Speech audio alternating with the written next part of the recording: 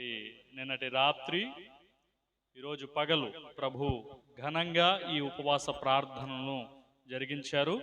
మరి రాత్రి వేళ సమయంలో కూడా మనం ఇక్కడ కూడి ఉన్నాం కాబట్టి దేవుని యొక్క మాటలను మనం ధ్యానించుకుందాం.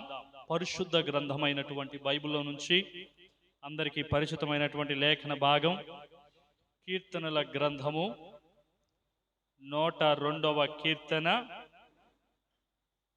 కీర్తనల గ్రంథము 102వ కీర్తన 6వ చరణాన్ని చదివి సహాయం చేయండి.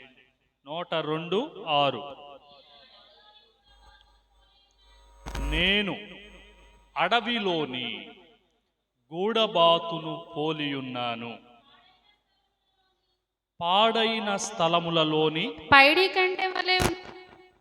కంటె వలె ఉన్నాను. పురుషుల్లో నుంచి ఎవరైనా చదువుతారా? పురుషుల్లో నుంచి పోనీ నేనే చదువుకోనా? 102:6.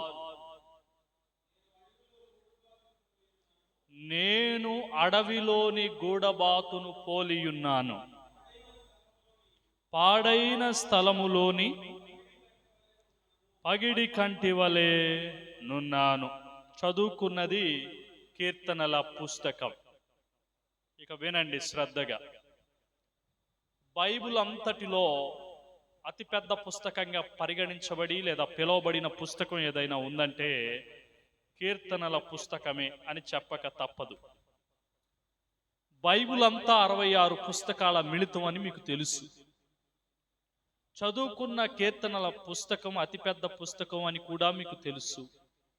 ఇందులో మొత్తం 150 కీర్తనలను ఇమిడి ఉన్నాయి అని మీరు గుర్తుపెట్టుకోవాలి. ఎన్ని కీర్తనలు? 150 కీర్తనలు ఇమిడి ఉన్నాయి.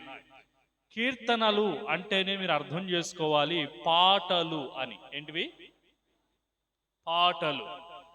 సో చాలా మంది మొదటి కీర్తన 2వ వచనం అని పిలుస్తారు, 2వ కీర్తన 2వ వచనం అని పిలుస్తారు. వచనం అని ఎప్పుడు పిలవకూడదు, ఎందుకంటే ఇవి పాటలు కాబట్టి.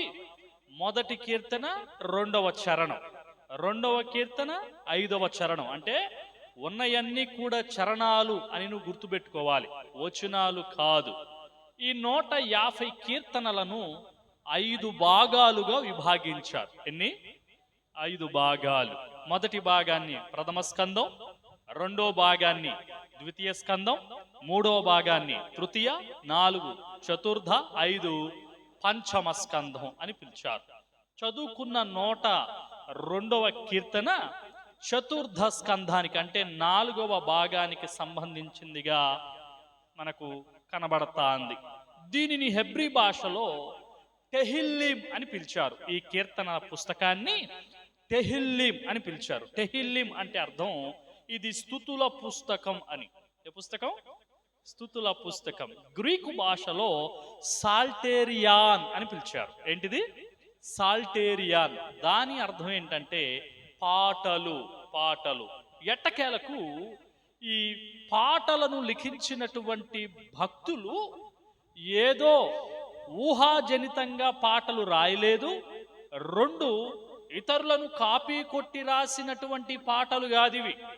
దేవుడు వీరు భక్తి చేస్తున్నప్పుడు వీరి జీవితంలో కలిగిన కష్టాల నుంచి ఎలా వారిని విడిపించాడో వాటిని పాటల రూపకంగా మలచి ఈ ప్రజలందరికీ కూడా వారు ఈ పాటలను సమాజం ఎదుట పాడుతూ ఆయన ఔన్నత్యాన్ని తెలియజేశారు. అలా తెలియజేసినటువంటి పుస్తకమే ఈ కీర్తనల పుస్తకం. చాలాసార్లు కీర్తనలు చదువుతున్నప్పుడు మన జీవితంలోనే జరిగిన విషయాలు అన్నట్టుగా అగుపడుతూ ఉంటాయి. ఎందుకు అగుపడతాయి అంటే భక్తులు వాటన్నిటిని అనుభవించినటువంటి వాటిల్లో దేవుడు ఎలాంటి మేలు అద్భుతం చేశాడో వాటిని పాటలుగా మలిచారు. కాబట్టి ఈ కీర్తనలు మన హృదయానికి హత్తుకుంటూ ఉంటాయి చదువుతా ఉన్నప్పుడు. మంచిది. ఈ 150 కీర్తనలు ఎవరు రాశారయ్యారు? ఏమండి ఉన్నారు ఇక్కడే? వింటున్నారా? అర్థమవుతుందా? అర్థం చేసుకోవాలి. ఈ 150 కీర్తనలు ఎవరు రాసి ఉండొచ్చు అయ్యారు అని అంటే చాలా మంది అంటారు దావీదండి. ఎవరు? దావీదే రాశాడండి అని అంటారు. అది తప్పు. దావీదు ఒక్కడే ఈ 150 కీర్తనలను లిఖించలేదు. మరి ఎవరు రాశారండి? ఎవరు ఎన్ని లిఖించారండి అని అంటే చదువుకున్న వారు ఉంటే వాళ్ళకు సమయం రాసుకోవచ్చు, చెబుతా. అంటే ఇదంతా దేనికి చెప్తున్నా, చదువుకున్న చరణం ఏదైతే ఉందో అది నీకు అర్థం కావాలంటే పుస్తకపు చరిత్ర కొంచెం అయినా తెలిసి ఉండాలి. అప్పుడే దాని భావం మనకు అర్థమైద్ది. విను. దావీదు అనే భక్తుడు 73 కీర్తనలను లిఖించాడు. ఎన్ని? 73 లిఖించాడు. ఆసాపు అనే భక్తుడు 12 కీర్తనలు లిఖించాడు. కోరాహు కుమారులు 11, సొలొమోను 2 కీర్తనలు, మోషే 1 కీర్తన రాశాడు, ఏతాను 1 కీర్తన రాశాడు. అజ్ఞాత రచయితలు 50 మంది ఉన్నారు. ఎవరు? అజ్ఞాత రచయితలు.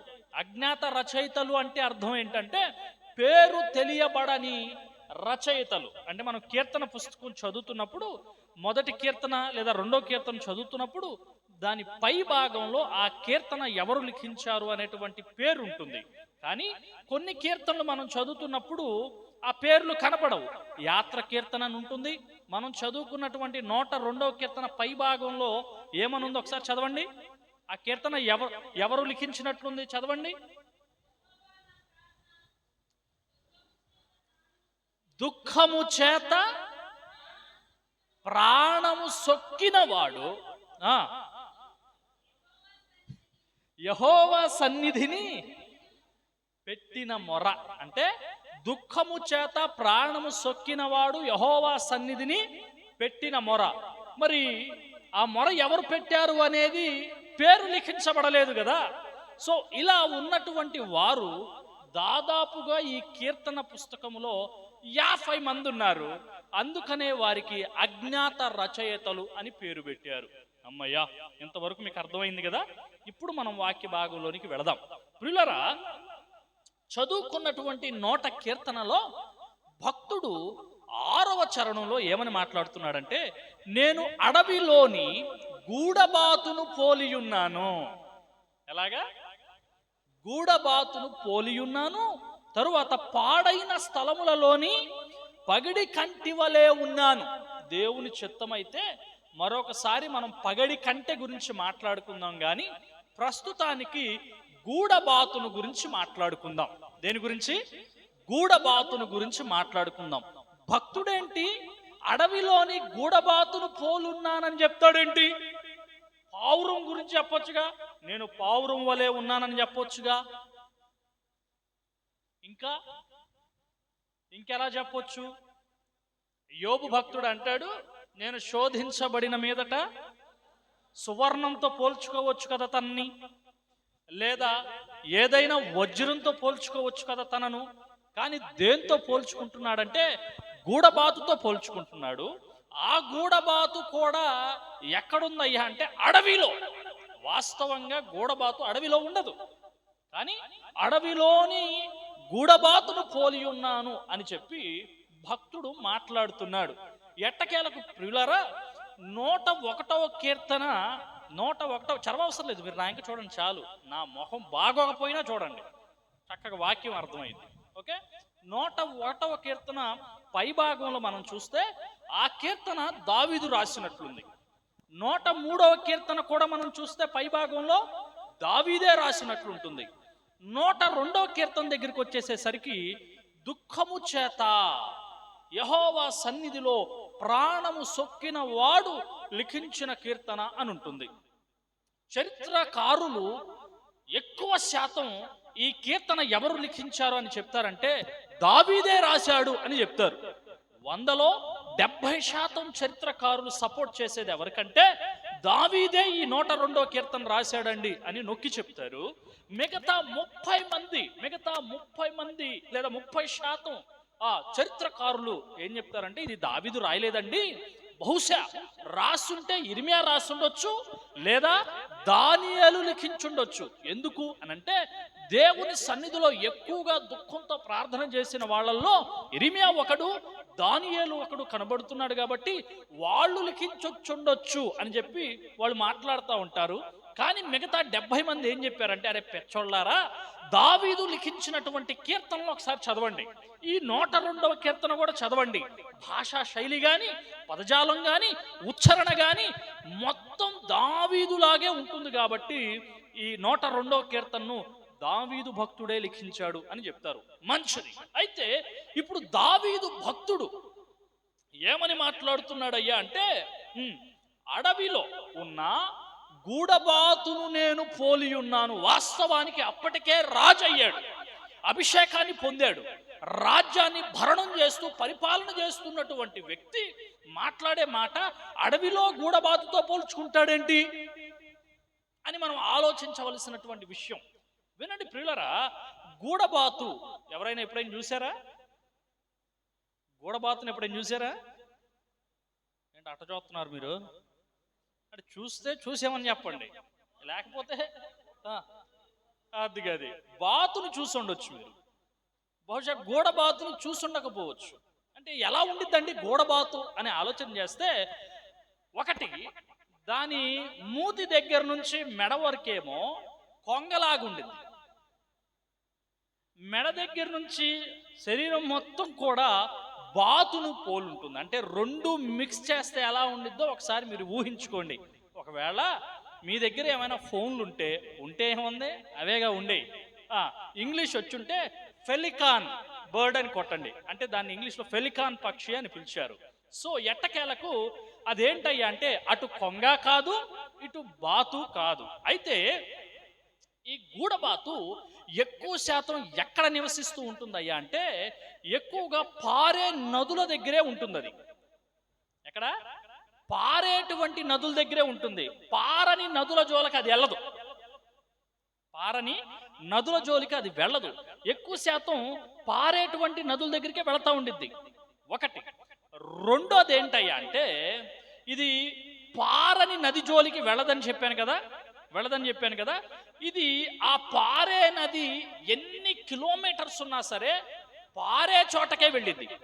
కొన్ని సార్లు ఈ గూడబాతు ఎక్కడ నది పారుతుందో అక్కడికి వెళ్ళాలని ప్రయాణం కట్టినప్పుడు దారి తప్పిపోయి అడవిలో చిక్కుకుపోయిద్ది అనమాట. మళ్ళీ ఎక్కడ పడితే అక్కడ ఆగదు, అది అడవిలోనే ఆగిద్ది. అర్థమైంది మీకు? ఎక్కడ ఆగిద్ది? అడవిలోనే ఆగిద్ది. మరలా ఎక్కడ పడితే అక్కడ ఆగదు. దారి తప్పిందా, అది ఉండడానికి స్థావరం ఎక్కడ ఏర్పాటు చేసుకునిద్ది అంటే అడవే. ఇక్కడ ఎక్కడ కూడా నివాసం ఉండడానికి అది ఇష్టపడదు. అంటే ఈ పక్షిలో ఉన్నటువంటి మొట్టమొదటి గుణం ఏంటయ్యా అంటే, అది పరితాపం కలిగిన పక్షి అంట.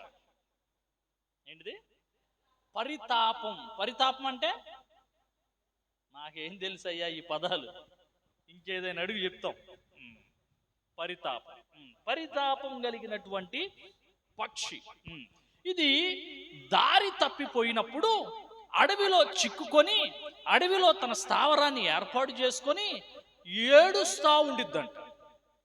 అయ్యో, నేను పారే సరస్సు దగ్గరికి వెళ్ళి నా బిడ్డలకు ఆహారం తెద్దాం అనుకున్నాను, కానీ త్రోవ తప్పిపోయాను. మరలా నేను తిరిగి నా త్రోవకు వెళ్ళాలి, ఎలాగైనా చేరుకోవాలి అని ఈ గూడబాతు అడవిలో ఏడుస్తా ఉండిద్దంట. ప్రియ దేవుని సంఘమా, క్రీస్తును అంగీకరించి భక్తి చేస్తూ క్రైస్తవ జీవితంలో పయనమవుతున్నటువంటి సందర్భంలో కొన్ని సార్లు ఆత్మీయతలో పడిపోతూ ఉంటాం. వెళ్ళవలసినటువంటి గమ్యం వైపుకు ప్రయాణం కడతాం, కానీ కొన్ని సందర్భాల్లో ఆత్మీయతలో పడిపోతాం, దేవునికి దూరం అవుతాం, దేవుని సన్నిధికి దూరం అవుతాం. అయితే ఈ గూడబాతు దూరం అయ్యాను కదా, ఇక అడవినే నా స్థావరంగా మలుచుకుందాం అని అనుకోదు. ఎలాగైనా సరే నేను వెళ్ళవలసినటువంటి గమ్యానికి చేరుకోవాలి అని చెప్పి ఏడుస్తానే ఉండిద్ది. అడవిలో ఏం చేస్తా ఉండిద్ది? ఏడుస్తానే ఉండిద్ది. బైబిల్ గ్రంథంలో దావీదు కూడా అంతే. భక్తిలో ఎదిగి దేవుని ఆత్మచేత నింపబడి దేవుని కొరకు నిలబడినటువంటి వ్యక్తి బెత్షెబా విషయంలో పాపం చేసిన తరువాత దేవుడు దావీదుని ఏం చేశాడంటే దేశంలో ఉండకుండా తరిమేశాడు. ఇక తిన స్థావరం ఎక్కడయ్యా అంటే అడవుల్లో, కొండల్లోనే. ఎక్కడ? అడవుల్లో, కొండల్లోనే. సో తరమబడుతున్నాను కదా, నా రాజ్యం నా చేతిలో నుంచి పోయింది కదా అని చెప్పి దావీదు ఉన్నటువంటి స్థావరాన్నే తనకు గృహంగా మలుచుకోలేదు. దేవుని సన్నిధిలో అతడు కొండల్లో ఉన్నా, అడవిలో ఉన్నా పశ్చాత్తాపంతో కన్నీరు కారుస్తానే వచ్చాడు. ఏం చేశాడు? హలో, ఉన్నారా ఇక్కడ మీరు? పశ్చాత్తాపంతో దేవుని సన్నిధిలో కన్నీరు కార్చాడు. ఎందుకయ్యా అంటే దేవుని మందిరం అంటే దావీదుకు చాలా ఇష్టం. అతడు ఉన్న దేశం అంటే అతనికి చాలా ఇష్టం. ఎందుకు ఇష్టం అంటే ఆ దేశంలో దేవుని మందిరం ఉంది.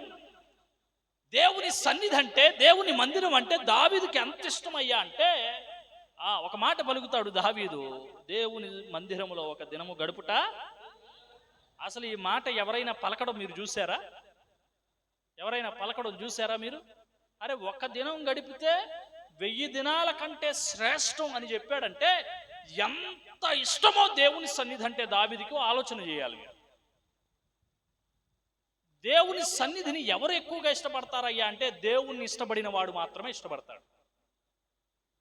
చాలామంది దేవుని సన్నిధానం అంటే ఏదో వెళ్ళాలే, కనబడదాంలే, ప్రార్థిస్తున్నారుగా వాళ్ళతో పాటు కలుద్దాంలే, హాజరు రేపించుకొని వెళ్ళిపోదాంలే అనుకుంటా ఉంటారు. అలా ఎవరైతే అనుకుంటారో దేవుడు కూడా వాళ్ళని అలాగే చూస్తాడు. దేవుడు కూడా వాళ్ళని అలాగే చూస్తాడు. కష్టంతో రామాకండి దేవుని సన్నిధానానికి, కష్టంతో రామాకండి దేవుని మందిరానికి, కష్టంతో ఆరాధించమాకండి, ఇష్టంతో రండి. ఇష్టంతో ఎవరైతే వస్తారో, ఇష్టంతో ఎవరైతే దేవుని సన్నిధానాన్ని వచ్చి ఆయనను ఆరాధిస్తారో వారిని మాత్రమే ఆయన ఏం చేస్తూ ఉంటాడంటే వర్ధిల్లా చేస్తాడు. దేవునికి స్తోత్రం కలుగును గాక. కొంచెం గట్టిగా చెప్పు, ఇంకొంచెం గట్టిగా చెప్పు. హల్లెలూయా, హల్లెలూయా. గూడబాతు మొట్టమొదటిగా ఎలాంటిదయ్యా అంటే పరితాపము కలిగినది. దావీదు కూడా తాను త్రోవ తప్పిపోయినప్పుడు దేవుని సన్నిధిలో పశ్చాత్తాపపడి కన్నీరు కార్చినట్లుగా మనం చూస్తూ ఉన్నాం. ఎంతగా పశ్చాత్తాపడ్డాడో ఒకసారి చదువుదామా మనం పరిశుద్ధ గ్రంథంలో? 51వ కీర్తన 11వ చరణం. 51వ కీర్తన 11వ చరణం. నీ సన్నిధిలో నుండి నన్ను, అబ్బా ఎంతటి పశ్చాత్తాపమో చూడండి. నీ సన్నిధిలో నుండి నన్ను త్రోసివేయకము, తర్వాత నీ పరిశుద్ధాత్మను నా యొద్ద నుండి తీసి. ఇలాంటి పశ్చాత్తాపపడేటువంటి దేవుని బిడ్డలు కావాలి దేవునికి. త్రోవ తప్పిపోయాం, మార్గం తప్పిపోయామని చెప్పి పాపాన్ని కప్పుకుంటూ దేవుని సన్నిధికి వచ్చి ఒప్పుకునేవారు కాదు. పాపాన్ని కప్పుకుంటూ దేవుని సన్నిధికి వచ్చి ఒప్పుకునేవారు కాదు కావాల్సింది, ఒప్పుకొని విడిచిపెట్టేవారు కావాలి. చాలా మంది దావీదు పాపం చేశాడని చెప్తూ ఉంటారు, కానీ తదుపరి ఎంత పశ్చాత్తాపడ్డారో దాని గురించి ఎవరు మాట్లాడరు, దాని గురించి ఎవరు పట్టించుకోరు. ఎందుకంటే చదివితే కదా పట్టించుకోవడానికి. నా కన్నీటి చేత పరుపును ఏంటో తేలజేయుచున్నాను అంటే అంతగా కన్నీరు కార్చినటువంటి వారు దావీదు భక్తుడు. అంటే పశ్చాత్తాపం కలిగినటువంటి వాడు. గూడబాతులో ఉన్న మొదటి లక్షణం ఏంటిది? పరితాపము కలిగినటువంటి పక్షది. చిక్కుకుపోయాను, ఇక్కడే ఉండిపోదాం అనుకోదు. ఎలాగైనా సరే నా గమ్యానికి చేరుదామని చెప్పి అదేం చేస్తూ ఉండిద్ది అంటే ఏడుస్తూనే ఉండిద్ది. అడవిలో ఏం చేస్తా ఉండిద్ది? ఏడుస్తూనే ఉండిద్ది. ఇంకా చెప్పాలా? మొదటి సమూయేలు గ్రంథం 26:20. దావీదుకు దేవుని సన్నిధి అంటే ఎంత ఇష్టం అంటే 26:20. మొదటి సమూయేలు గ్రంథం 26వ అధ్యాయం 20వ వచనం. అమ్మా గట్టిగా, నా దేశమునకు దూరముగాను యెహోవా సన్నిధికి, కొంచెం గట్టిగా, యెహోవా సన్నిధికి ఎడముగాను నేను మరణము నొందకపోవుదునుగాక. సౌలు దావీదును తరుముతూ ఉంటే దావీదు పలికే మాట ఏంటో తెలుసా? వెళ్ళి కాళ్ళు పట్టుకోవచ్చుగా, నాయనా ఎందుకు నన్ను తరుముతావు, నన్ను క్షమించు, నేను దేశంలో ఉండేటట్టు చెయ్యి అని చెప్పొచ్చు కదా. కానీ దావీదు ఏం మాట్లాడుతున్నాడు తెలుసా? నా దేశము నుండి, దేవుని సన్నిధి నుండి నేను దూరముగా ఉండి మరణం అవ్వకుండా ఉందునుగాక. అంటే చనిపోయినా నా దేశంలోనే చనిపోవాలి, నన్ను నా దేశానికి దూరంగా చంపొద్దు. అంటే దాని ఉద్దేశం ఏంటంటే, దేశాన్ని ఎక్కువగా ఎందుకు దావీదు ఇష్టపడుతున్నాడంటే, ఆ దేశంలో దేవుని మందిరం ఉంది కాబట్టి. నా దేశమునకు దూరముగా, నా దేవుని సన్నిధికి ఎడముగా నేను మరణము నొందక యుందునుగాక. అంటే ఆలోచన చెయ్యాలి నువ్వు. దావీదు ఎంత పశ్చాత్తాపముతో, ఎంతగా దేవుని సన్నిధిని ఇష్టపడ్డాడో ఆలోచించు. నీ జీవితంలో ఉందా ఆ పశ్చాత్తాపం? ఏదో పాపం చేసేసా కదా, పడిపోయా కదా, లోకంలో మిళితమైపోయా కదా, ఇట్టాగే ఉండి భక్తి చేసేద్దాంలే, వెళదాంలే, ఆరాధిద్దాంలే, తప్పదులే, హాజరు పట్టిక వేయించుకుందాంలే అని అనుకుంటే కుదరదు. అక్కడ పరితాపం అంటే పశ్చాత్తాపం ఉండాలి. నీకు ఏముండాలి? పశ్చాత్తాపం. దావీదు ఇప్పుడు ఒంటరి వాడైపోయాడు, తరమబడుతున్నాడు కదా, అడవిలో ఒంటరి వాడిగా మిగిలిపోయాడు.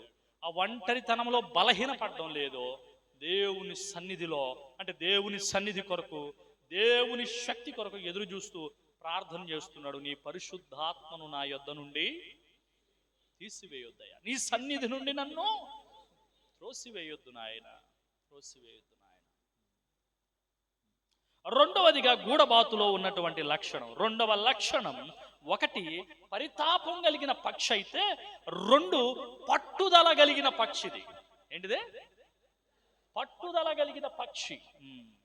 పట్టుదల కలిగిన పక్షి అంటే విను. ఇది ఏం చెప్పాను? ఎక్కడ దీని నివాసం ఎక్కువ ఏర్పాటు చేసుకునిద్ది అన్నాను? పారే సరస్సుల దగ్గర, సరస్సుల్లో ఉంటా ఉండేది కదా. ఇప్పుడు ఆ సరస్సు ఎక్కడ ఉందో కనిపెట్టడం కోసం అది ఎన్ని కిలోమీటర్లైనా సరే ప్రయాణం చేసిద్దంట. ఎన్ని కిలోమీటర్లైనా అంటే 24 గంటలైనా సరే ఆగకుండా, అలవకుండా ప్రయాణం చేస్తూనే ఉండిద్ది ఆ పారే సరస్సు కనపడేదాకా. ఆ పారే సరస్సు కనబడేదాకా. వాస్తవానికి మనం ఒక 10 మెట్లు ఎక్కి దిగితే ఏంటి పరిస్థితి మందే? ఏంటి అర్థమైందా నా తెలుగు భాష? ఒక 10 మెట్లు ఎక్కి మళ్ళీ దిగు, ఆ రొప్పడమేగా, ఆయాసమే కదా, ఆయాసమే కదా, రొప్పడమేనా? ఇప్పుడు పెద్దోడని లేదు, చిన్నపిల్లోడని లేదు, అలా ఎక్కి అలా దిగితే ఆయాసం వచ్చేస్తుంది కదా. కానీ ఈ పక్షి ఆయాసపడదు, పట్టుదల ఎక్కువ దీనికి. నేను వెళ్ళే సరస్సు దాని యొక్క దూరం ఎంతైనా సరే, 24 గంటల ప్రయాణమైనా సరే నేను ప్రయాణించి ఆ సరస్సు దగ్గరికి వెళ్ళాల్సిందే, వెళ్ళి ఆహారాన్ని సంపాదించుకోవాల్సిందే. బా ఎంత పట్టుదలండి ఈ పక్షికి. క్రైస్తవునికి కూడా ఉండాలి పట్టుదల. ఏముండాలి? ఏంటంటే పట్టుదల ఉండాలి. ఎందుకు ఉండిద్ది? మనకి వీటి మీద పట్టుదల ఉండదు. దేని మీద ఉండిద్ది?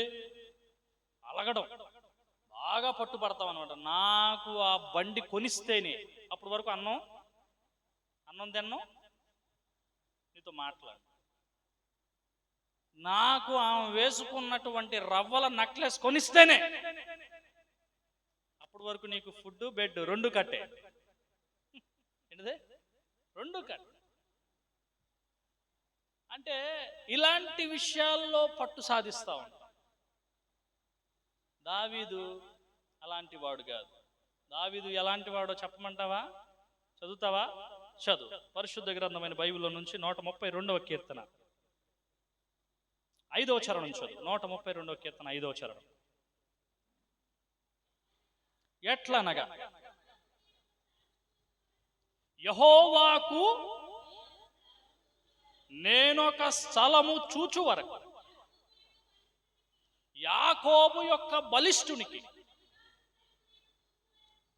ఒక నివాస స్థలము నేను చూచు వరకు,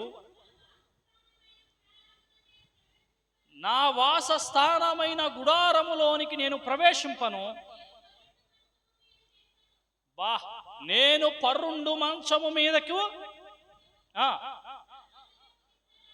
అబ్బో నా కన్నులకు నిదుర రానియను, నా కనురెప్పలకు కూడా కునుకుపాటు రానియను నేను. వావ్, ఎంతటి పట్టుదల కలిగినటువంటి వాడో దావీదు. ఆలోచన చేశారా మీరు?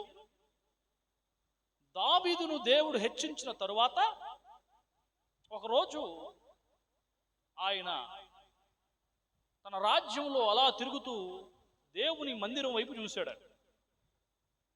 మందిరం గుడారాలతో ఉంది. ఎలాగుంది? గుడారాలతో. గుండె పగిలిపోయింది దావీదు. అరే, వాసన కొట్టుకుంటూ గొర్రెలతో పాటు తిరిగేవాడినైనా నన్ను దేవుడు దేశానికే రాజు చేసి సింహాసనాన్ని ఎక్కిస్తే నాకేమో బంగళానా, నాకేమో రాజనగరా? దేవుడు ఉంటున్నటువంటి స్థలమేమో మొత్తం గుడారాలతో ఉందా? ఇలా కాదు, ఇలా కాదు. ఇలాగైతే కుదరదు. నేను దేవుని మందిరాన్ని కట్టే వరకు నా కన్నులకు, నా రాజనగరిలోనికి నేను, నా పడక మీదకు నేను, నా కనురప్పలకు నేను కునుకు రానియను. ఎంతటి పట్టుదల కలిగిన వాడండి. ఉండాలి, క్రైస్తవునికి పట్టుదల ఉండాలి. దేవుని పనిని చేయడానికి, దేవుని కొరకు నిలబడ్డానికి, దేవుని సువార్తను ప్రకటించడానికి. అంతేగాని ఇతర విషయాల మీద కాదు. వాడు నాకు క్షమాపణ చెబితేనే నేను అన్నీ కూడా వెనక్కి తీసుకుంటా. ఏంటివి? అన్నీ కూడా. అంటే వాటిల్లో పట్టుబడతాం, క్షమించలేము. ఉండవలసిన వాటి మీద పట్టు పెట్టాలి. దేవుని ఆత్మను తిరిగి పొందడానికి పట్టుబట్టు, నీ ఆత్మీయ జీవితాన్ని మరలా తిరిగి కట్టుకోవడానికి పట్టుబట్టు, నీ కుటుంబాన్ని రక్షించుకోవడానికి పట్టుబట్టు, నీ బిడ్డలను మార్చుకోవడానికి పట్టుబట్టు. యాకోబు కూడా పట్టు వదలని వాడు. యెగ్బోకు రేవు దగ్గర ఒంటరి వాడిగా మిగిలిపోయాడు. అర్థమైపోయింది ఒంటరి వాడనని. ఇంకా అర్థమైపోయింది, నా అన్న నన్ను చంపేయడానికి వచ్చేస్తున్నాడు, ఇక నా జీవితం అయిపోయింది అనుకున్నాడు. మగసిరి గలవాడై దేవునితో పోరాడడం నేర్చుకున్నాడు ఆ ఒంటరితనంలో. ఎలాగా? మగోడే కదా, మళ్ళా మగసిరేంటి పదం ఎందుకు వాడాడు?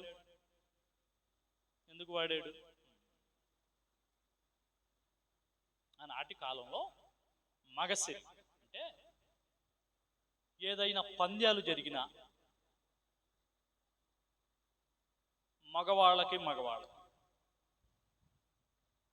వాడి ప్రాణం పోతుందని ఆ పందెంలో పోరాడుతున్నప్పుడు తెలిసినా ఎందుకులే నా ప్రాణం పోయిద్దని వెనక్కి వచ్చేవాళ్ళు కాదంట అప్పటి కాలపు వాళ్ళు. ప్రాణం పోయినా పర్వాలేదు, ఈ పందెంలోనే చచ్చిపోవాలి, కానీ గెలవాలి అని పోరాడేవాళ్ళు.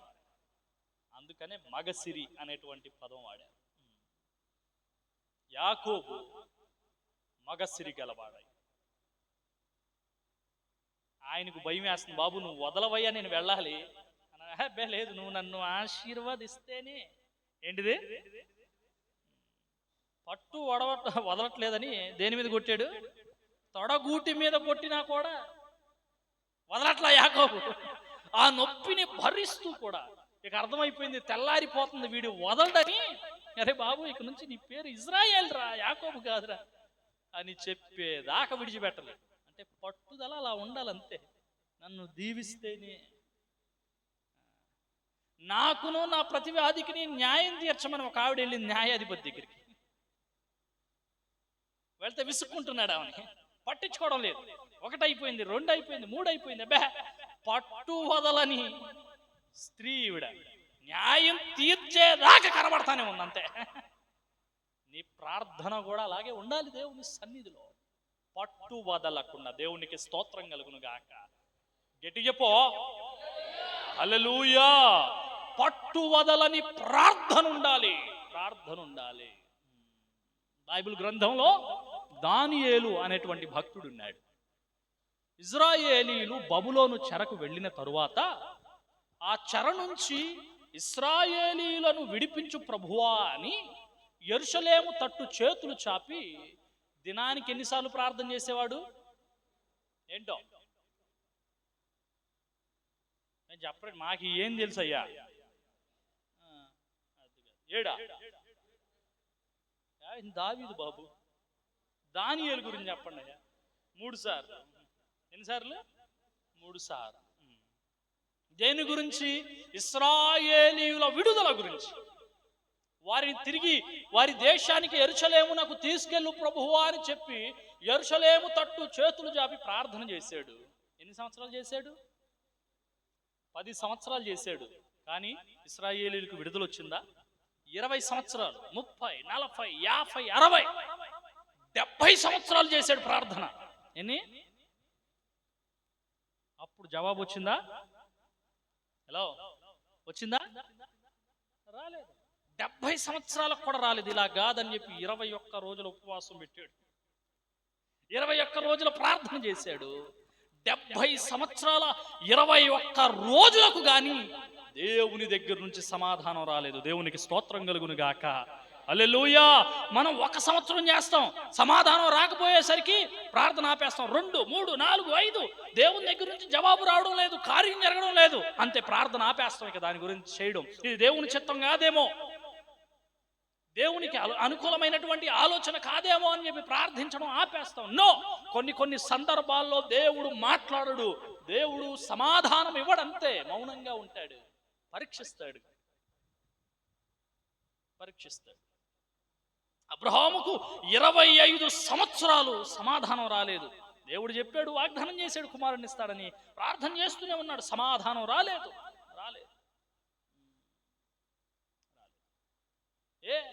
1 సంవత్సరంలోనే వచ్చేయాలి, 2 సంవత్సరాల్లోనే జరిగిపోవాలి, 5 సంవత్సరాలు జరిగిపోవాలి. నో, అది దేవుడు కొన్ని సందర్భాల్లో అసలు నీ ప్రార్థనకు సమాధానమే ఇవ్వడు, జవాబునే ఇవ్వడు. ఆయన ఇచ్చే జవాబు ఇస్తాడు. ఆ జవాబు ఎలా ఉండిద్దంటే, నీ కన్నులకు ఆశ్చర్యాన్ని కలిగించే విధంగా ఉంటుంది. ఎలాగా? ఆ ఆశ్చర్యం ఎలా ఉండిద్దంటే, అసలు వీడేనా నా పక్షాన నిలబడింది? వీడేనా నా పక్షాన వాదించింది? అంటే నువ్వు ఏమని ప్రార్థన చేస్తావు? ఏదైనా నీకు ఇబ్బంది కలిగినప్పుడు, దేవా ఈ ఇబ్బంది పలానా వాడు పెట్టాడు, వాడి చేతి నుంచి నాకు విడుదలనివ్వు ప్రభువా అని ప్రార్థన చేస్తావు. వాడి చేతి నుంచి విడుదలనివ్వయ్యా అని చెప్పి ప్రార్థన చేస్తూ, వాడి చేతి నుంచి ఎవరు విడిపిస్తాడో వాళ్ళని చూసుకుంటూ ఉంటావు. నువ్వు ఎవరి దగ్గరికి వెళ్తే పని అయిద్ది, వాడి దగ్గరికి వెళ్తే అయిద్దా, వీడి దగ్గరికి వెళ్తే అయిద్దా. కానీ దేవుని సన్నిధిలో నువ్వు పట్టుదలతో ప్రార్థించే ప్రార్థన ఏం జరిగిద్దో తెలుసా? ఆయన చేసేటువంటి అద్భుతం ఎలా ఉండిద్దో తెలుసా? నువ్వు ఎవరినైతే వెతుకుతున్నావో వాళ్ళ ద్వారా వీళ్ళ ద్వారా అని వాళ్ళ ద్వారా చేయడు కార్యం. అసలు నీకు ఎవరైతే ఇబ్బంది పెట్టాడో వాడి ద్వారానే నీ సమస్యకు పరిష్కారాన్ని చూపిస్తాడు దేవుడు. ప్రైజ్ ద లార్డ్, హల్లెలూయా. వాడే వచ్చి రాజీ పడి, అదవుతుందా, నీ పక్షాన నిలబడి నీ కొరకు దేనికైనా తెగించేటట్లు దేవుడు చేస్తాడు, వాడిని నిలబెడతాడు. ప్రైజ్ ద లార్డ్, హల్లెలూయా, హల్లెలూయా. 70 సంవత్సరాల పట్టుదల ప్రార్థన దానియేలుది. ఎన్ని సంవత్సరాలు? 5 సంవత్సరాలకి 7 సంవత్సరాలకి నువ్వు కృంగిపోతే ఎలా, కృషించిపోతే ఎలా, దిగజారిపోతే ఎలా, దిగులు పెట్టుకుంటే ఎలా, పాడైపోతే ఎలా, బక్క చిక్కిపోతే ఎలా, మనస్తాపానికి గురైతే ఎలా, మంచం పడితే ఎట్లా, దేవునికి దూరం అయితే ఎట్లా, పాపంలో పడిపోతే ఎట్లా ఆలోచన చేయాలి. నువ్వు ఆలోచన చేయాలి. ప్రార్థన పట్టుదల కలిగి ఉండాలి. ఎలా ఉండాలి? పట్టుదలతో ప్రార్థించే వారమై ఉండాలి. ఒకటి, ఈ గూడబాతు ఎలాంటిది? పరితాపము కలిగినది. రెండోది పట్టుదల కలిగింది. మూడోది ప్రియులరా, ఈ పక్షి మూడోది పవిత్రమైనటువంటి ప్రేమ కలిగింది. ఎలాంటిది? పవిత్రమైన ప్రేమ కలిగింది. ఏంటిది? గూడబాతు.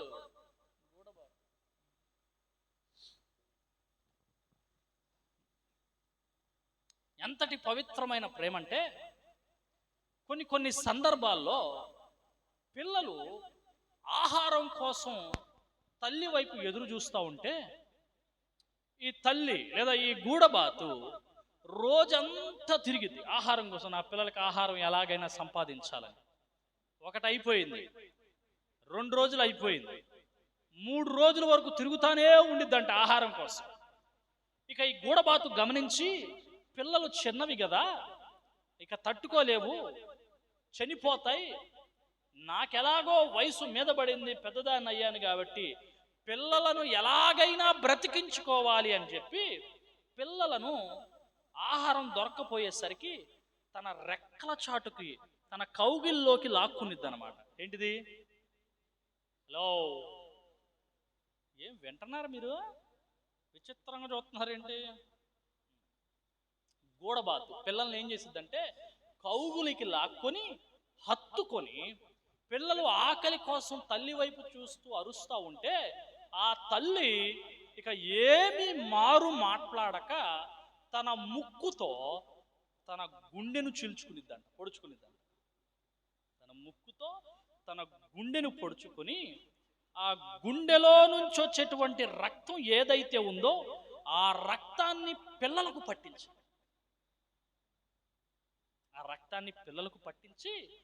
ఆ రక్తం అవి తాగి ఆకలి తీరేంత వరకు కూడా ఆ పిల్లల వైపు చూచుకొని సంతోషపడతానే ఉండిద్ది. కానీ నేను చచ్చిపోతానే అని చెప్పి ఈ గూడబాతు బాధపడదంట. ఈ గూడబాతు ఎంత పవిత్రమైన ప్రేమో ఆలోచన చేయాలి. ఎంత పవిత్రమైన ప్రేమో ఆలోచించాలబ్బా. యేసు ప్రభు వారు కూడా అంతే. మానవుణ్ణి రక్షించడం కోసం ఆఖరి బొట్టు వరకు మానవుని కోసమే తన రక్తాన్ని చిందించాడు. కలువరి సిలువలో రక్తాలు ధారలై కారిపోతూ ఉంటే, తండ్రి వీరేమి చేయుచున్నారో వీరికి తెలియదు. దాహమేస్తుంది అని అరిస్తే, చేదు చిరకాన్ని అందిస్తే దానిని బట్టి ఆయన వారిని ద్వేషించలేదు. వీరేం చేయుతున్నారో వీళ్ళకి తెలియడం లేదు, నాయన వీళ్ళను క్షమించు. ఎంత పవిత్రమైన ప్రేమో ఆలోచన చేయాలి. ఆఖరికి తనను పెంచినటువంటి తల్లి ఎవరైతే ఉందో అంటున్నాడు, అమ్మా ఇదిగో నీ కుమారుడు. ఎవ్వరినీ విడిచిపెట్టలేదు ఆయన. ఆయనకు హాని కలిగించిన, బాధ కలిగించిన, పిడిగుద్దులు గుద్దిన, గెడ్డాన్ని పెరికిన, నింద మోపిన, వేయకూడని శిక్షను వేసిన, ఆకాశానికి భూమికి మధ్య వేలాడదీసిన ఆయన ఆఖరి బొట్టు వరకు కేవలం తన స్వరూపములో సృష్టించినటువంటి మానవుని కోసమే ఆయన కార్చారు అన్న సంగతిని మర్చిపోమాకండి. ఎంత పవిత్రమైన ప్రేమ ఆయనది ఆలోచన చేయాలి. ఈ పవిత్రమైన ప్రేమ ఈ భూప్రపంచంలో చూపించేవాడు ఎవడున్నాడు? ఆలోచన చేయి. నీ తల్లి కూడా చూపించలేదు అంత పవిత్రమైనటువంటి ప్రేమ. ఈనాడు ప్రేమలు పుడుతున్నాయి అవసరతల కోసం, ప్రేమలు పుడుతున్నాయి వాళ్ళ స్వార్థం కోసం. కానీ ఏ స్వార్థము లేకుండా నిస్వార్థంగా తన స్వరూపమందు చేయబడిన మానవుడు నరకానికి వెళ్ళకూడదని చిందించాడు. ప్రక్కలో బళ్ళెం పొడిస్తే రక్తంతో పాటు నీరు కూడా కారి, అంటే ఇక ఏమీ లేదు ఆయనలో. కారుతున్న తన బిడ్డలు రక్షించబడుతున్నారు అనే సంతోషం ఆయన్ని ముగ్ధుణ్ణి చేసింది. దేవునికి స్తోత్రం కలుగును గాక. ఎంత అమూల్యమైన ప్రేమ ఆలోచన చేయండి, ఆలోచన చేయండి. ఆయనను ఎవ్వరూ చంపలేరు, గుర్తుపెట్టుకోవాలి. ఆయనను ఎవ్వరూ చంపలేరు. ఆయన బ్రతికున్నప్పుడు ఒక మాటను పలికారు. చదవండి, యోహాను సువార్త 10వ అధ్యాయం 18వ వచనం. ఒకసారి చదువు, యోహాను సువార్త 10వ అధ్యాయం 18వ వచనం. 10-18. ఎవ్వడు నా ప్రాణాన్ని తీసుకొనడు, నా అంతటా నేనే దానిని పెట్టుచున్నాను. అమ్మా, అమ్మో, దాన్ని పెట్టుటకు నాకు అధికారము కలదు. చాలు. అంటే ఇప్పుడు యేసు ప్రభువారు తన ప్రాణాన్ని ఆయనే పెట్టాడు కాబట్టే మనిషికి రక్షణ వచ్చింది. ఎవ్వడు ఆయన ప్రాణాన్ని తీసుకోలేడు.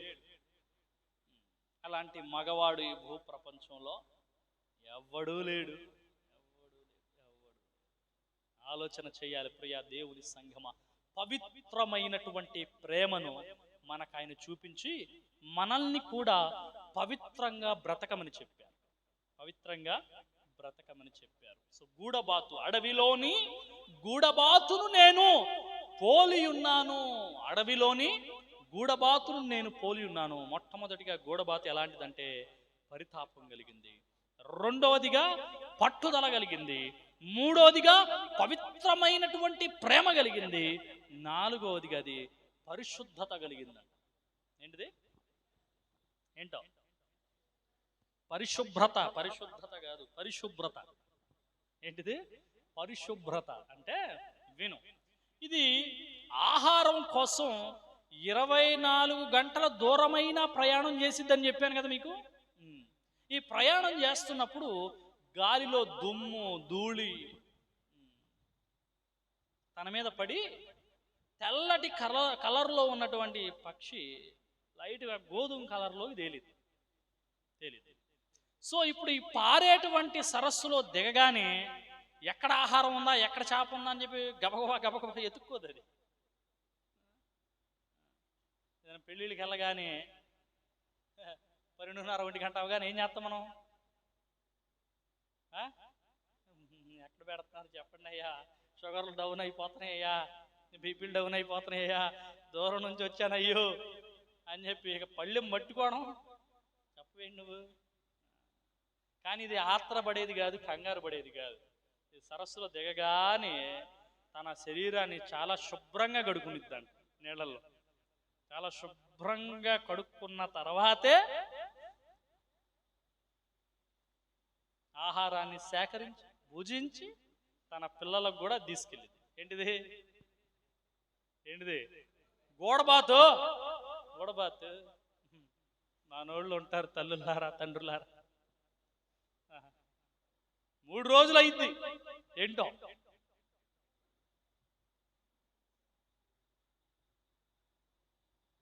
మీరు అట్లాంటి వాళ్ళు కాదులే అమ్మ, మిమ్మల్ని అనట్లా, నాకు తెలిసిన వాళ్ళ గురించి అన్న. ఇంకా నన్ను నేనే అనుకుంటున్నాను అనుకోండి, మిమ్మల్ని అనట్లా.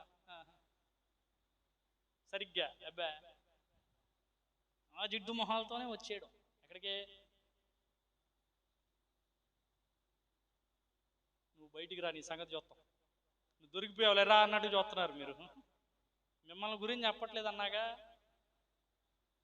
ఆ జిడ్డు మొహాలతోనే.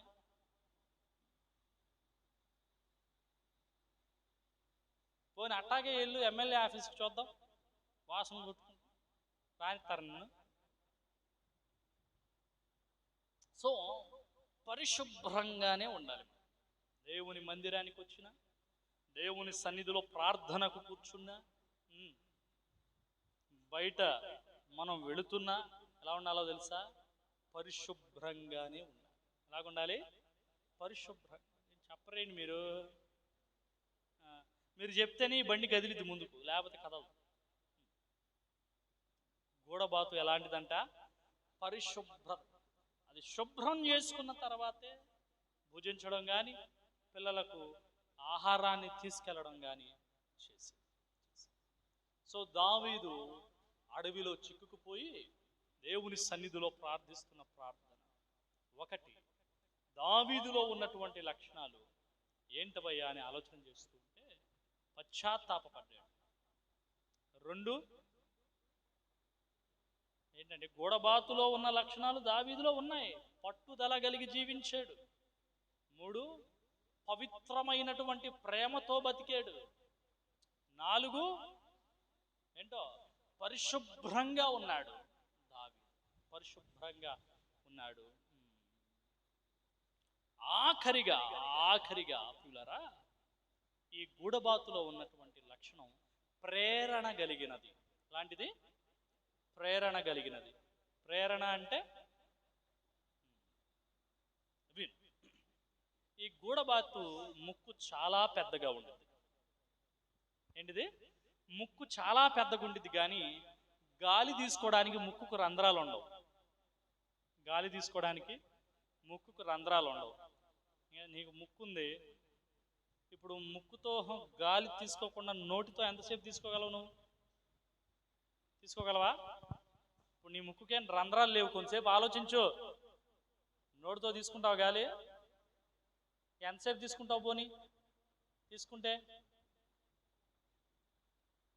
అయ్యో, నిద్రపోయే వాళ్ళు ఒకసారి దేవుని స్తోత్రం చెప్పండి అయ్యా. అదిగా ఎవరో చెప్తా వెళ్ళిగా.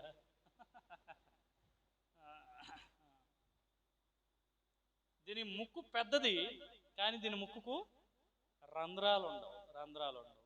మరి గాలి ఎలా తీసుకునిద్దండి అని అంటే, దీని ముక్కుకు ఈ దవడ భాగంలో ఒక సంచి ఉంటుంది. ఏముంటుంది? ఒక సంచి ఉంటుంది. ఈ సంచిలో 5 కిలోల చేపనైనా దాచేసుకోగలదు. అంత పెద్దది. ఎంత? 5 కిలోల చేప అంటే చాలా చిన్నది కదా, పెద్దది. ఆ చేపను ఆ సంచిలో దాచేసుకోగలదు. అంటే ఇంకా చెప్పాలంటే 5 లీటర్ల నీటిని దాచుకోగలదు అనమాట తన దవడ భాగంలో ఉన్న సంచిలో. నీటి ఫార్ములా చెప్పండి ఒకసారి చదువుకున్న వాళ్ళు. ఏంటిదండి? H2O. రైట్. అంటే నీటిలో ఏముంటుంది? ఆక్సిజన్ ఉంటుంది. ఏంటిది? ఆక్సిజన్ ఉంటుంది. ఇప్పుడు ఇది 5 లీటర్ల నీటిని దవడలో దాచుకొని ఆ నీటిలో ఉన్నటువంటి ఆక్సిజన్తో అది ఎంత దూరమైనా సరే ప్రయాణం చేయగలిగినటువంటి పక్షి ఏదైనా ఉందంటే అది గూడబాతు. అంటే వాస్తవానికి శ్వాసను తీసుకోవడానికి ముక్కుకు రంధ్రాలు లేవు. తన ప్రతికూలతలో కూడా అదేం చేసిద్దంటే అనుకూలంగానే వెళ్ళిద్ది ఆ పక్షి. దేవునికి స్తోత్రం కలుగును గాక. చాలా మంది ఏం చేస్తారంటే, నాకు అది లేదు, ఇది లేదు, అది ఉంటే నేను చేస్తాను, ఇది ఉంటే నేను చేస్తాను, నాకు ఇది ప్రభు, అది ప్రభు, అబ్బో దేవుణ్ణి అడుగుతూనే ఉంటాం, అది ఇస్తేనే చేస్తాను అంటా ఉంటాం. కానీ ఈ పక్షి అలాంటిది కాదు. ప్రతికూలతలో కూడా తనకు తన ముక్కు సహకరించకపోయినా సరే నీటిని సేకరించి తాను ఏదైతే చెయ్యాలనుకునిద్దో దానిని ఖచ్చితంగా చేయగలిగినటువంటి సత్తా ఈ పక్షిలో ఉంది. చాలా మంది అంటారు, నేను చేసేటువంటి కార్యం జరిగితే దేవా నీ మందిరానికి అది ఇచ్చేస్తానయ్యా. ఏది అదేనయ్యా, అయ్యగారు కడతన్నాడుగా, అది ఇచ్చేస్తా. జరిగితే ఇవ్వడం ఏంటి నాకు అర్థం కాదు. జరిగితే ఎవరైనా ఇస్తారుగా, అన్యుడైనా ఇస్తారు. మరి క్రైస్తవుడిగా నువ్వేం చేయాలి? నీ పరిస్థితి సరైన విధంగా లేకపోయినా, ప్రతికూలతగా ఉన్నా, దేవుని కొరకు నువ్వు ఏదైతే చెయ్యాలనుకుంటున్నావో దాన్ని చేసేయి. దాన్ని చేసినప్పుడు ఆకాశమందుండి చూస్తున్నటువంటి దేవుడు రెట్టింపు ప్రతిఫలాన్ని నీకు ఇస్తాడు. Praise the Lord. Hallelujah, hallelujah. ఈ గూడబాతు ప్రతికూలతలో అనుకూలతను సృష్టించుకున్నది. జీవితంలో కూడా అది లేదు, ఇది లేదు అనమాక. ఉన్నదానితో సంతృప్తి చెందుతూ దేవుణ్ణి ఆరాధించు. ఉన్నదాంతో సంతృప్తిగా దేవుని సేవించు. ఉన్నదాంతో సంతృప్తిగా భుజించు. ఉన్నదాంతో సంతోషంగా కుటుంబంతో సమయాన్ని కేటాయించు. ఇది కూడా లేకుండా ఎంతోమంది బాధపడుతున్నారు కదా, ఇవి కూడా లేకుండా ఉన్నారు కదా. ఒక్కసారి ఆలోచన చెయ్యి. ఉదాహరణకి ఒక రోజు కూడా కాదు, ఒక గంట ఆక్సిజన్ పెట్టారనుకో, ఎంత తీసుకుంటారు హాస్పిటల్లో? ఒక గంట ఆక్సిజన్ తీసుకుంటే ఎంత పెడతారు? ఎంత ఛార్జ్ చేస్తారు డాక్టర్? ఒక గంట, హలో ఉన్నారు ఇక్కడే, ఒక గంట ఒక వ్యక్తికి ఆక్సిజన్ పెడితే డాక్టర్ ఛార్జ్ చేసే డబ్బులు ఎంత అమ్మా? సుమారుగా 2,000 రూపాయలు వేసుకున్నాం. సుమారుగా చెప్తున్నా, ఎంత? 2,000 రూపాయలు ఒక గంటకే. 24 రొళ్ళు ఎంత? నాకేం తెలుసు అయ్య గారు లెక్కలో. ఎంత 24 రొళ్ళు ఎంత? 48,000 ఒక రోజు ఆక్సిజన్ పెడితే. ఓకే, సో ఇప్పుడు 48,000 ఎంత? నాకు తెలియదు అది. ఇప్పుడు ఫర్ సపోజ్ నీ వయసు ఒక 50 30 అనుకుందాం ఏముంది, ఉంటాయిగా. ఇన్ని సంవత్సరాలు నీకు దేవుడు ఉచితంగా ఆక్సిజన్ ఇవ్వలేదా? ఇచ్చాడా ఇవ్వలేదా? నీ గుండెలో ఉన్న నరాలు ఉన్నాయి చూసావు, నీ గుండె ఎంత ఉండిద్ది చెప్పు? నేను ఎప్పుడు చూడలేదయ్య గారు. నీ పిడికిలంత ఉండిద్ది. ఈ పిడికిలంత గుండెలో దేవుడు అమర్చినటువంటి నరాలను ఒక దారంలాగా చుట్టుకుంటూ వెళితే భారతదేశాన్ని చుట్టొచ్చంట. దేన్ని? భారతదేశాన్ని. అంటే ఈ గుప్పిడంత గుండెలో దేవుడు ఆ నరాలను ఎలా అమర్చాడో ఆలోచన చెయ్యి. ఇప్పుడు అందులో ఏదైనా ఒక నరం పని చేయలేదనుకో, ఏంటి పరిస్థితి? స్టంట్ అంటాడు డాక్టర్. ఏమంటాడు? స్టంట్ అంటాడు. స్టంట్కి ఎంత? 1,00,000 రూపాయలు అంటాడు. ఇక చెప్పుకుంటా పోతే నీ శరీరములో అమర్చినటువంటి ప్రతి ఏమంటారు భాగాలు చాలా ఉన్నతమైనవి, గుర్తుపెట్టుకోవాలి. అవన్నీ కూడా అంత సక్రమంగా దేవుడు పనిచేసేటట్లు చేస్తున్నాడు. కాబట్టి నువ్వేం చేయాలో తెలుసా?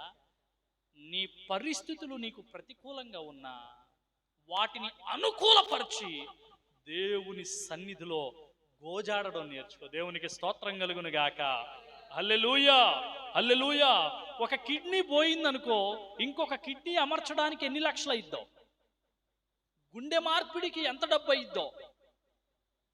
పేగులు పోతే మళ్ళా పేగులు ప్లాస్టిక్వి వేయడానికి ఎంత అయిద్దో?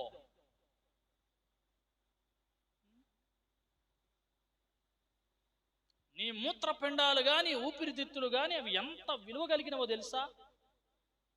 నీలో దేవుడు అన్ని విలువ కలిగినవి పెట్టి నిన్ను సజీవునిగా ఇంతవరకు నిలబెట్టింది ఎందుకయ్యా అంటే, పరిస్థితిని బట్టి పాడైపోవడానికి కాదు, పరిస్థితిని బట్టి ఆరాధించడానికి కాదు, పరిస్థితిని బట్టి సేవించడానికి కాదు. నీకు పరిస్థితి ప్రతికూలంగా ఉన్నా ప్రభు కొరకు నిలబడడం. Praise the lord. అది నేర్చుకో. దావీదు పరిస్థితి అంత ప్రతికూలంగానే ఉంది, ఏది అనుకూలంగా లేదు. తిండి లేదు, తిప్పలు లేదు, ఎండ నీరు అన్నిటిలో తడిచాడు. అయినా సరే దేవుణ్ణి విడిచిపెట్టలేదు దావీదు. పొద్దున మనం దైవ సేవకురాల ద్వారా నేర్చుకున్నాం. షడ్రకు మేషకు అబేద్నెగో వాళ్ళ పరిస్థితి వాళ్ళకు ప్రతికూలంగా ఉందా? ఏమండి? ఏంటో అనుకూలంగా ఉందా? ప్రతికూలంగా ఉంది. కానీ దేవుని కొరకు ప్రియా దేవుని సంఘమా, ఈ రాత్రి నువ్వు ఆలోచన చేయి. అడవిలోని గూడబాతుని నేను పోలి ఉన్నాను ప్రభువా అని పోలి ఉన్నాను. గూడబాతులో ఉన్నటువంటి లక్షణాలు: 1 పరితాపం కలిగింది, 2 పట్టుదల కలిగింది, 3 పవిత్రమైన ప్రేమ కలిగింది, 4 పరిశుభ్రత కలిగింది, 5 ప్రేరణ. అంటే గూడబాతు ద్వారా మనం కూడా ప్రేరేపణ చెందాలి, ప్రేరేపించబడాలి. దేవుని కొరకు మనం నిలబడాలి అని. ప్రియ దేవుని సంఘమా, ఈ 5 లక్షణాలు నువ్వు కలిగి ఉంటే ఈ 5 లక్షణాలతో గాని నువ్వు బ్రతికితే దేవుడు నిశ్చయముగా నిన్ను నిలబెట్టి వాడుకుంటాడు. నిశ్చయముగా నువ్వు ఏదైతే కోరుకుంటున్నావో వాటన్నిటిని నీకు అనుగ్రహిస్తాడు. అలాంటి కృప ప్రభు నీకు నీ కుటుంబానికి అనుగ్రహించునుగాక.